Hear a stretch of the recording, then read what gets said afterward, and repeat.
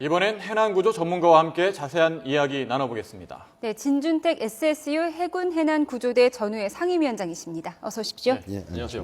오늘 새벽 5시 50분쯤이었죠. 그러니까 세월호 객실 4층에서 시신 3구가 육안으로 보였다고 이렇게 해경에서 브리핑을 조금 전에 했거든요. 네. 이제 침몰 사고 나흘째입니다. 네. 수색 작업 어떻게 진행을 해야 되는 겁니까? 지금 나흘째 지금 되면서 많은 잠수사들이 진입을 하다가 네. 실패를 많이 했습니다. 기상 악화도 있고 유속이 너무 빠르기 때문에 저 지역이 다른 우리나라에서 두 번째 빠른 지역입니다. 예.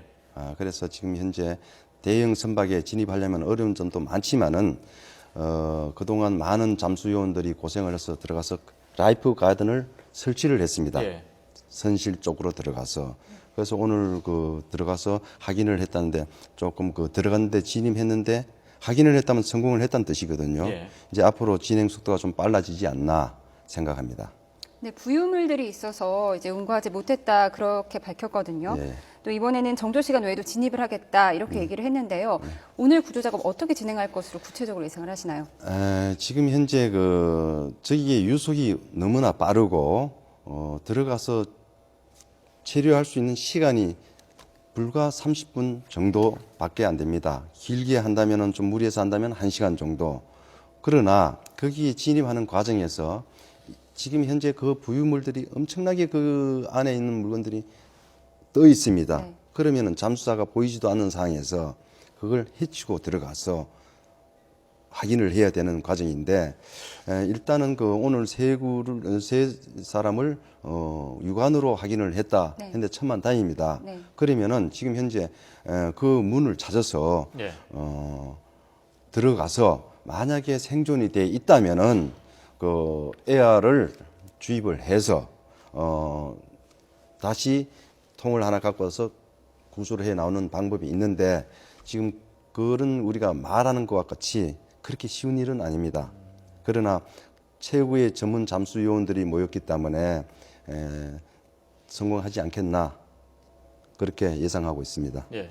객실 3층과 4층은 단체실과 8인실이 있어서 네, 학생들이 많이 모여 있을 곳으로 추정되는 곳 아니겠습니까? 맞습니다. 근데 들어가는 과정이 어렵게 진입은 했지만 만약에 이걸 유리창을 깨고 들어간다 이런 과정에서 혹시나 에어포켓에 모여 있는 학생들이에게 문제가 생기지 않을까 이런 우려도 있는 게 사실 아니겠습니까? 예, 지금 에어포켓 하는데 지금 만약에 안에 생존자가 있다고 가정했을 때 위에 에어가 공기가 있습니다. 밑에는 물이 차 있을 겁니다.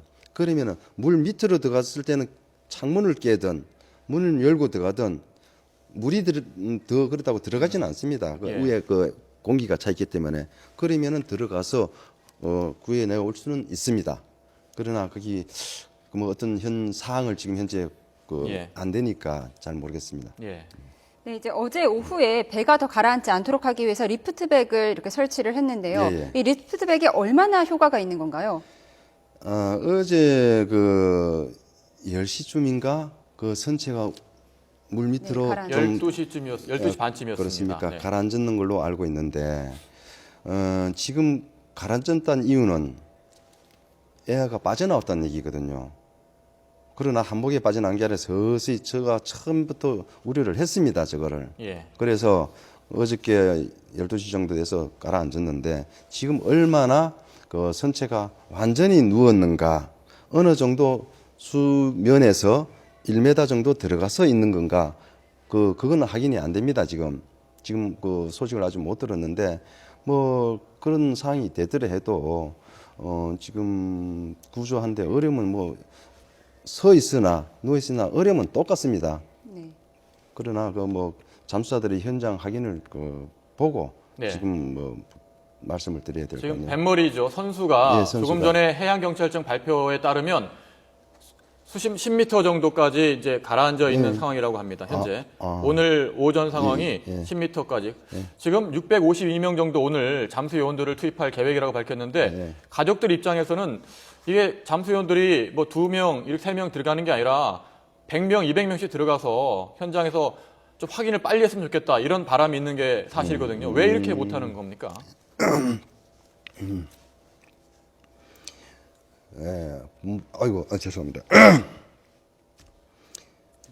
예. 조금 이따 말씀드릴게요. 예. 지금 목이 좀. 예, 지금 목이 잠기신 모습인데요. 예. 그 학부모님들은 그 지금 현재 그 애타지요, 모든 국민들이나. 그러나 지금 그 뭐 애탄다고 해서 그 위에서 말하는 것 같이 되지가 않습니다. 네. 그러나 지금 현재 그 내용을 보면은 아이고 죄송합니다, 목이 자꾸 네, 목이 위에서. 잠기시는데 물이 예. 있으면 좀 갖다 주셨으면 좋겠습니다. 예, 예. 네.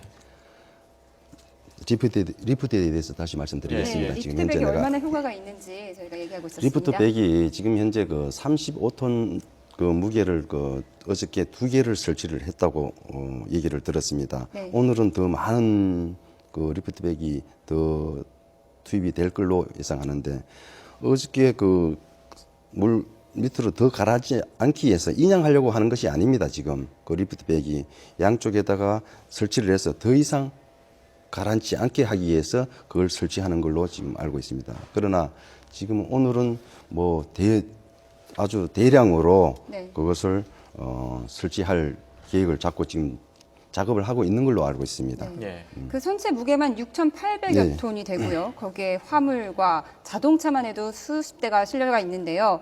근데 이 경우에 리프트백을 뭐 몇 개나 설치해야 효과를 볼 수 있는지 그것도 궁금해지는데요. 제가 아까 말씀드렸지만은 저걸 리프트백을 많이 단다고 해서 인양하는 것이 아닙니다. 네. 지금 더 이상 완전히 해제에 닿지 않게 하기 위해서 그것을 이제 고정을 다는 것이지, 저걸 뭐 에어 리프팅 달아갖고 지금 뭐 배를 인양한다, 네, 그것 그런 건 뜻이 아닙니다. 아닙니다. 네. 오늘 7개를 설치한다고 얘기를 들었습니다. 네. 그건 더 이상 더 자꾸 가라앉는 모양입니다. 에어포켓이 자꾸 빠지니까. 네. 지금 현재 그것을 방지하기 위해서 지금 하는 것 같습니다. 예. 가이드라인을 오늘 1개가 설치돼 있고 추가로 설치하겠다 이렇게 브리핑에서 밝혔는데 네. 가이드라인을 설치를 여러 개를 해서 다양한 통로로 진입할 수 있으면 좀 더 효과를 거둘 수 있지 않을까, 이런 지적이 나오고 있거든요. 예. 어떻게 보시는지요? 맞습니다. 지금까지 지금 여객선이 그 객실이 굉장히 많습니다. 그를 어두운 상황에서 잠수사가 어느 지역을 제대로 확인을 할 수가 없습니다. 예. 그래서 지금까지 작업한 것이 그 전 잠수사들이 가이드라인 줄을 갖고 다 어느 그 지점에다가 매어놨는 것을 알고 있습니다. 그래서 이제 어느 정도 매어놨기 때문에 지금 잠수사들이 그 여러 조로 나눠서 각 격실을 분할해서 탐색을 하는 걸로 지금 그렇게 계획이 되어 있는 걸로 알고 있습니다. 예. 그 여러 가지 뭐 상황이, 안타까운 상황이 이어지고 있습니다. 이제 시간과의 싸움 아니겠습니까? 맞습니다. 예. 지금 물을 드시면서 이야기를 네, 나눠볼까요? 잠기신 것 예. 같은데요. 예. 네. 이 에어포켓이 조금 전에도 질문을 드렸습니다만은 네. 오늘 공기 주입 작업도 병행을 하거든요. 예, 예. 공기 주입, 그러니까 잠수부가 투입되는 과정이 있고 예. 공기를 주입하는 과정이 있고 예. 이것이 차례로 순차적으로 이루어지는 겁니까? 어떻게 되는 겁니까? 지금 급한 사니까 뭐 지금 많은 잠수사들이 동원이 됐고, 예. 지금 해군 SSU 그 구조함도 와 있고, 또 거기에 그 강인한 훈련을 받은 대원들도 있고, 네. 지금 구조함에 그 신형 장비들이 아주 많습니다.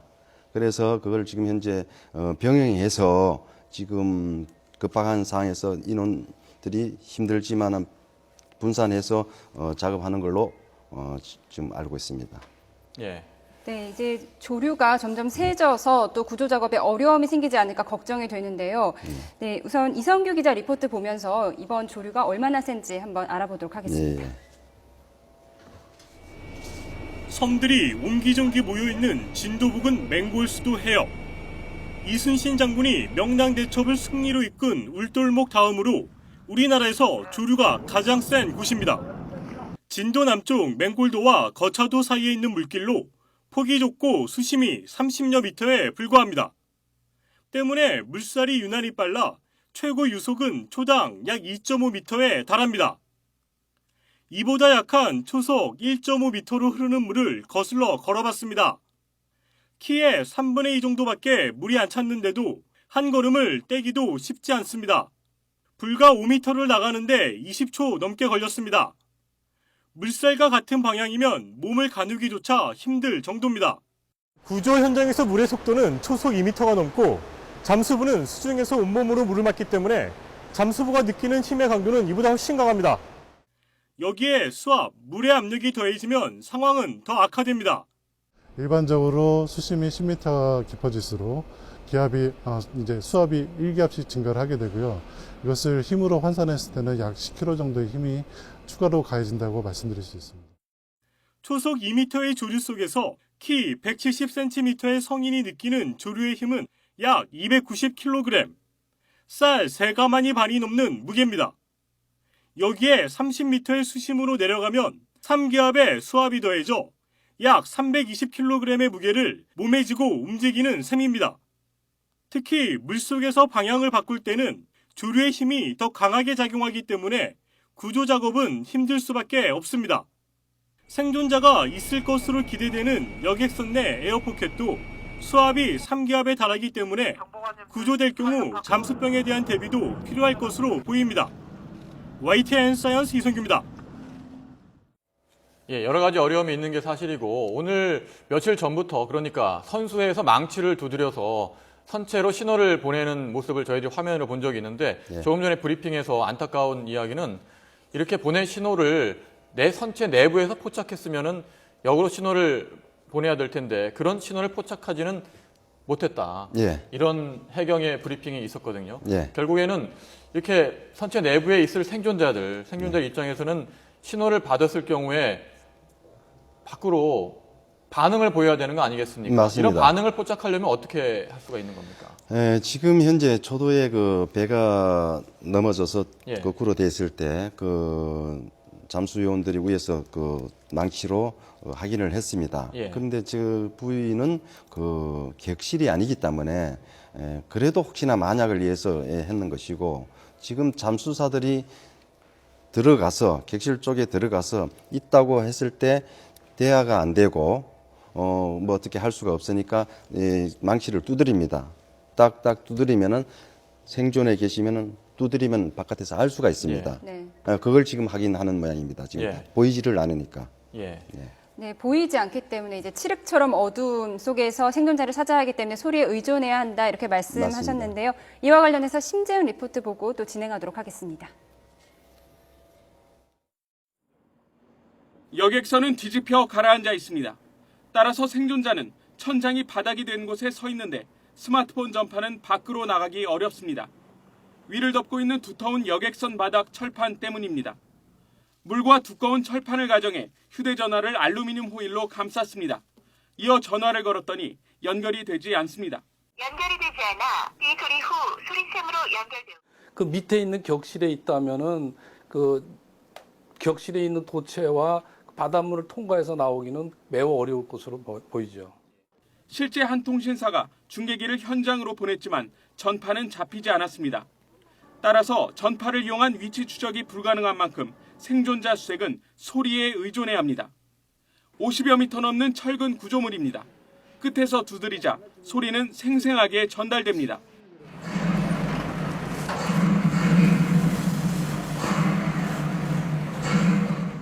소리의 파형을 분석하면 두드린 곳의 거리와 중간에 격실이 몇 개나 있는지도 계산할 수 있습니다. 그 소리가 격실을 건너오면서 소리의 전달 방향이 제각각이 되다 보니까 소리의 긴 여운이랄까 잔음이 달라져요. 이래서 잔음이 몇 개가 생기느냐를 조사해 보면은 몇 번째 칸에서 소리가 출발했다는 것을 알기 때문에 전문가들은 구조대가 선내로 진입한다면 먼저 소리를 낸 뒤 생존자의 반응을 기다리는 것이 좋다고 조언합니다. YTN 사이언스 심재훈입니다. 네, 이번 사고와 관련해서 지금 매우 안타까운 점은 초동 대처가 굉장히 미흡했다는 거 아니겠습니까? 사고 맞습니다. 발생 직후에 객실에 머물러라 이런 안내 방송만 반복됐고 대피 시점을 놓쳤다는 점이 가장 안타까운 점인데요. 네, 초동 대처 어떤 문제점이 있었다고 보시는지요? 제가 봤을 때 그 17일인가요? 16일입니다. 16일입니까? 그 8시 50분 정도 돼서 제가 뉴스를 봤습니다. 그래서 그 뉴스의 사고 시간이 8시 9시에 뉴스를 9시. 봤는데 네. 8시 50분에 사고가 났다라고 이렇게 안내 방송이 났다 그러는데 예. 그 10분 사이에 벌써 배가 많이 기울어져 있었습니다. 그런데 작업하는 것이 안 보이고 위에 사람이 없었어요. 그러면은 시간이 저는 안 맞다고 보거든요. 그 전에 그 사고가 나지 않았나. 그리고 나서 그 초동 조치를 그 함장이 있습니다. 그 군은 함장이고 일반 상선은 선장입니다. 예. 그날 또 마침 또 선장이 안 탔다 그리고 선장 대행 부선장이 1등 항해사가 있었고 뭐 3등 항해사도 있고 조타수도 있었는데 네. 그 조타수가 지금 운전을 하다가 그 부선장이 안내 방송을 지시를 시켜서 했는데 그게 잘못된 겁니다. 그러면은 딱 사고가 나면은 벌써 위에서는 알고 있어요. 알고 있으면 이것을 어떻게 조치를 해야 되는가.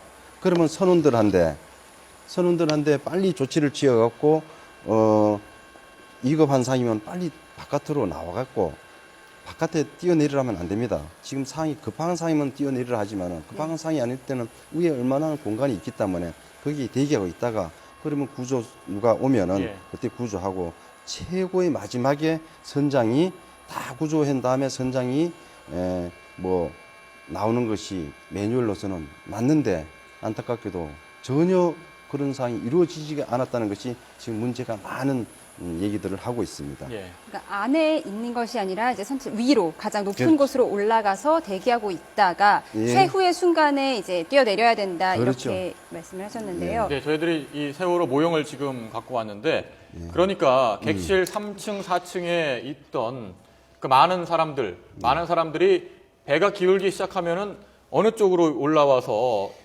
구조를 기다려야 되는 겁니까? 지금 선수가 이쪽이네요. 예, 네. 예, 지금 배가 이렇게 기울었지 않습니까? 이쪽으로 기울었습니다. 이쪽으로 예. 기울이면은 지금 이것이 위에 3층, 4층 조타실 이쪽이 먼저 물에 들어갑니다. 그러나 지금 첫 초치에는 초동 그 배가 넘어졌을 때는 이게 나와 있었습니다. 네. 그러면 3층 식당 요런 칸은 물에 잠겼지요, 반은. 네. 그 사람들은 미처 못 빠져나왔습니다. 네. 이 배가 서서히 넘어간 게 아니고 순간적으로 넘어갔기 때문에 네. 그러면 그 위에 있는 사람들은 바깥으로 빨리 대피를 시켜서 네. 그러면 이 문이 지금 현재 그렇게 많지는 않습니다. 나오는 출입구가. 예. 그러면은 선원들은 알지만은 네. 그 승객들은 들어가면 어디로 나오는지 위치를 잘 모릅니다. 네. 그래서 빨리 선장이 조치를 취해서 이상을 감지하면은 선원들을 시켜서 피난구로 유도를 해서 해야 되는데 그게 전혀 이루어지지 않고 이 안에서 어디로 나와야 될지를 모르고 있다가 시간을 좀 허비하지 않았나 그렇게 지금 생각하고 있습니다. 예. 네, 그래서 더 안타까움을 더해가고 있는데요. 이번 사고가 5년 전에 일본에서 발생했던 여객선 사고와 거의 비슷하다는 의견들이 있습니다. 예. 저희가 최명신 특파원의 리포트 보고 계속 진행하도록 하겠습니다. 7,000톤급 카페리 아리아케우가 중심을 잃고 오른쪽으로 90도 가까이 누워 있습니다. 지난 2009년 11월 13일 일본 미에현 앞바다에서 발생한 사고입니다. 여객선 왼쪽 뒷부분에 큰 파도를 맞고 배에 실은 컨테이너와 차량 등 화물 2,400톤이 한쪽으로 쏠리면서 배가 복원력을 잃고 좌초된 겁니다. 다행히 가까운 해안으로 파도에 떠밀려 나오면서 승객과 승무원 21명은 무사히 구조됐습니다. 이 사고는 세월호 대참사가 일어나면서 다시 주목을 받고 있습니다. 우선 사고를 당한 아리아케오는 세월호를 한국에 판 회사인 마루에 페리 소속의 여객선이었습니다. 또 배를 만든 조선소도 똑같습니다. 세월호가 1995년에 건조됐고 아리아케오는 1년 뒤 만들어졌습니다. 여객선의 무게나 속도까지 놀라울이 많지 닮은 꼴입니다. 전문가들은 두 배의 기능과 운용 방식이 거의 비슷한 데다 적재된 화물이 쏠리면서 배가 한쪽으로 쓰러졌다는 점에서 사고 과정도 유사하다고 분석합니다. 아리아케오의 사고와 세월호의 사고 원인을 밝혀줄 수 있을지 관심이 쏠리고 있습니다. 도쿄에서 YTN 최명신입니다.